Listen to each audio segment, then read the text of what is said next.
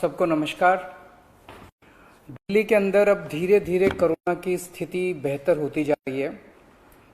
उसी को देखते हुए पिछले हफ्ते से हम लोगों ने अनलॉक करने की प्रक्रिया शुरू की थी।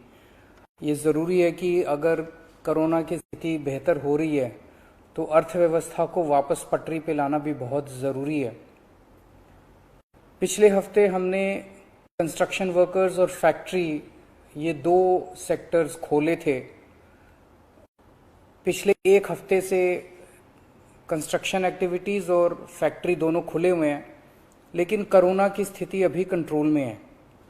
पिछले 24 घंटे में लगभग 400 के करीब केस आए हैं। 500 से भी कम हो गए अब केसेस। 400 के करीब केसेस आए हैं और 0.5% के करीब पॉजिटिविटी बची है, संक्रमण दर बची है। तो स्थिति काफ़ी कंट्रोल में है और भगवान करे ऐसे ही कंट्रोल में रहे। तो ये वाला जो लॉकडाउन पिछले हफ्ते ऐलान किया था वो सोमवार को सुबह 5 बजे तक है। उसके आगे भी लॉकडाउन जारी रहेगा, लेकिन काफ़ी सारी और एक्टिविटीज़ में रियायत दी जा रही है, उनको खोला जा रहा है।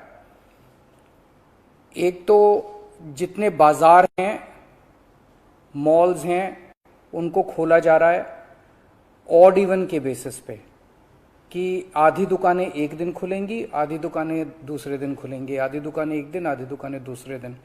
10 बजे से सुबह 10 बजे से शाम को 8 बजे तक दुकान नंबर के हिसाब से, ऑड इवन के हिसाब से दुकानें खोली जाएंगी।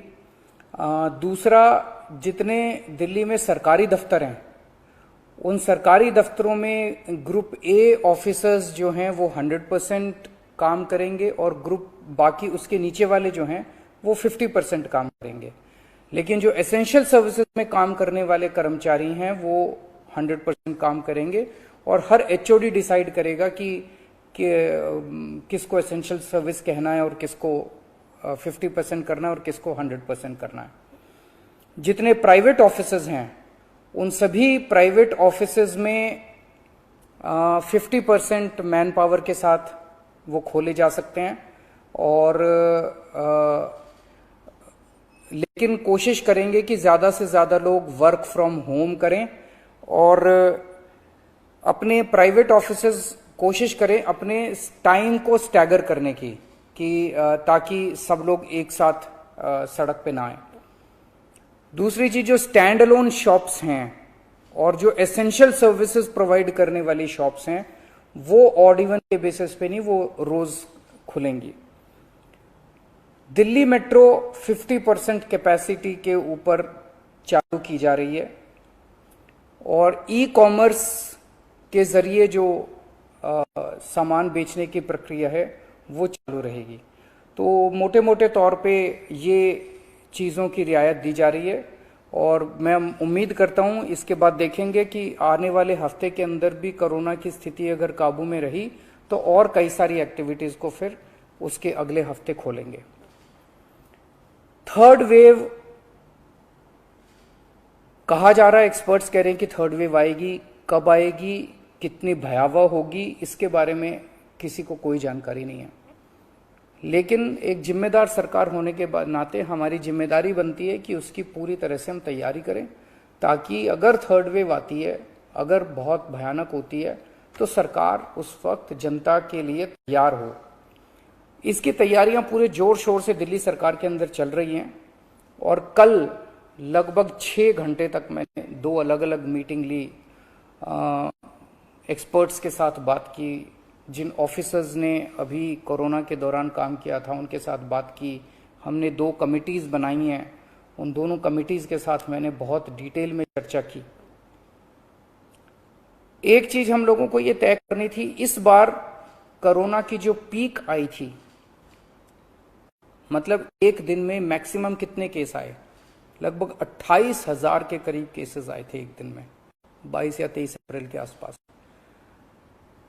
अगली पीक कितनी हो सकती है, तो ये तय किया गया कि अगली पीक 37,000, एक्सपर्ट्स के साथ बात करके, ऑफिसर्स के साथ बात करके, सबके साथ बात करके, कि 37,000 पीक मान के इसकी तैयारी शुरू की जाए। इसका मतलब ये नहीं है कि अगर इससे ज्यादा की पीक आएगी तो हम तैयार नहीं हैं, हम उसके लिए भी तैयार हैं।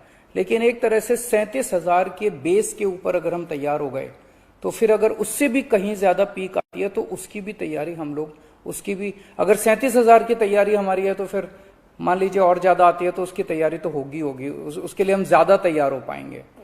तो 37,000 को एक तरह से बेस माना जा रहा है। 37,000 की पीक की तैयारी के हिसाब से अब सारे कैलकुलेशंस किए जा रहे हैं कि अगर 37,000 की पीक आती है तो कितने बेड्स की जरूरत पड़ेगी, कितने आईसीयू की जरूरत पड़ेगी, कितने उसमें से बच्चों वाले होने चाहिए, कितनी ऑक्सीजन की जरूरत पड़ेगी, ये सारी चीजें, अब कितनी दवाइयों की जरूरत पड़ेगी, ये सारी चीजें अब कैलकुलेट की जा रही हैं।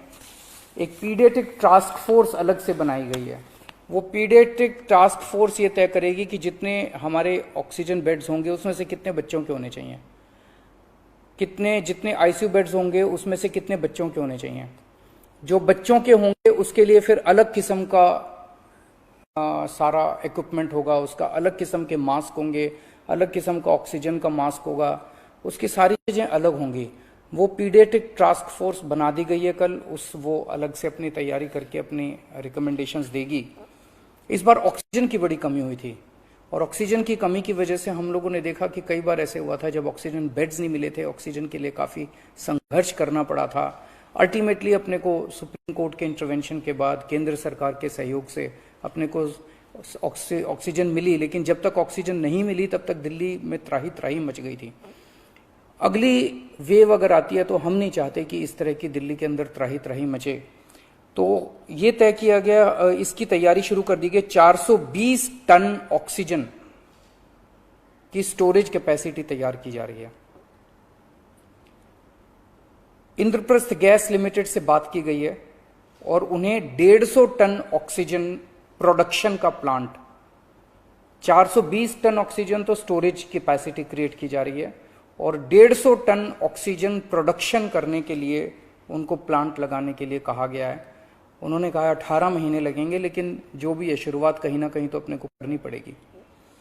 इसके अलावा इस बार सबसे बड़ी दिक्कत आई थी टैंकरों की। ऑक्सीजन के टैंकर नहीं थे दिल्ली में, दिल्ली इंडस्ट्रियल स्टेट नहीं है, इसीलिए अपने पास ऑक्सीजन टैंकर है ही नहीं दिल्ली में। तो 25 ऑक्सीजन टैंकर्स खरीदे जा रहे हैं ताकि अगर इस तरह की दिक्कत आए ऑक्सीजन की तो हमारे पास अपने टैंकर होने चाहिए। 64 छोटे छोटे ऑक्सीजन के प्लांट्स लगाए जा रहे हैं, वो ऑलरेडी लग रहे हैं और हमें उम्मीद है कि अगले कुछ हफ्तों के अंदर, 1-2 महीने के अंदर ये 64 ऑक्सीजन प्लांट्स लग के तैयार हो जाएंगे।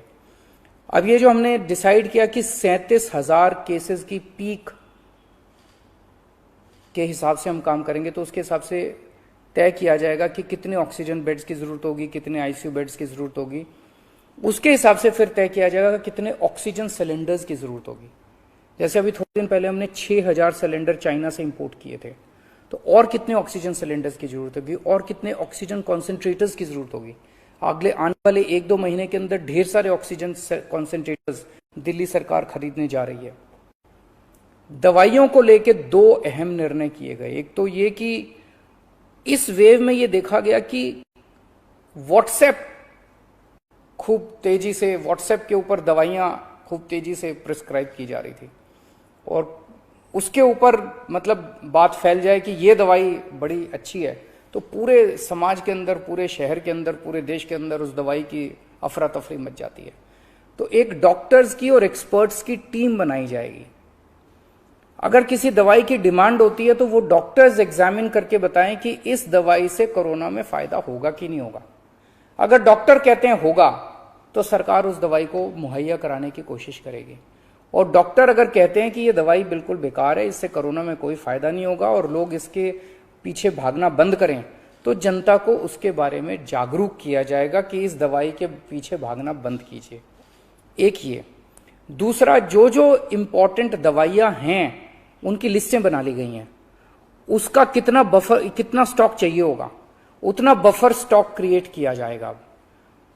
एक्सपायरी डेट्स किस दवाई की कितनी है, एक्सपायरी डेट्स को ध्यान में रखते हुए उन सभी दवाइयों का बफर स्टॉक क्रिएट किया जा रहा है ताकि अगर जरूर, और प्राइवेट अस्पतालों के भी आदेश दिए जा रहे हैं कि वो भी अपने बफर स्टॉक्स इस तरह से तैयार रखें ताकि अगर महामारी आती है तो हम उसके लिए तैयार रहें।